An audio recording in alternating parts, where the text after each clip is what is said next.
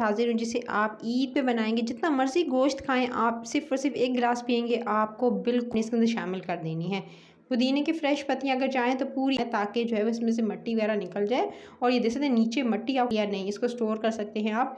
इसके अंदर 2 अदद आप पुदीने की धोई हुई जो पत्तियाँ थी वो इसके अंदर शामिल कर देनी है। पुदीना पकाएंगे उतना इसके अंदर रस जाएगा पत्तियों का, और जितना रस जाएगा उतना आपका जो है चुका है। अब आपने बिल्कुल जब अच्छी तरह से पक जाएंगी पत्तियाँ, आपने मज़ीद इसको तकरीबन 3 से 4 मिनट और पकाना है। इसको पकते हुए तकरीबन और जिस तरह से अच्छे से दबा लेंगे ताकि जो इस पत्तियों में रस है वो भी ठंडा करके इसको शीशे की बोतल में भर कर आप जो है वह सेव कर लीजिएगा। जितना आप सेव करके 3 टेबलस्पून 3 चम्मच जो नॉर्मल खाने के होते हैं वो इसके अंदर शामिल कर दीजिएगा।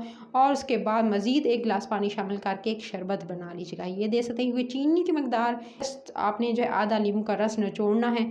और जी ये हो गया शरबत रेडी। इसी तरह से बॉटल शेयर और चैनल रेसिपी कर इसको सब्सक्राइब कर लीजिएगा। ईद उल अज़हा से रिलेटेड मज़े मज़े की वीडियोस आने वाली है, सो मिस आउट नहीं करनी है आपने, और सब्सक्राइब कर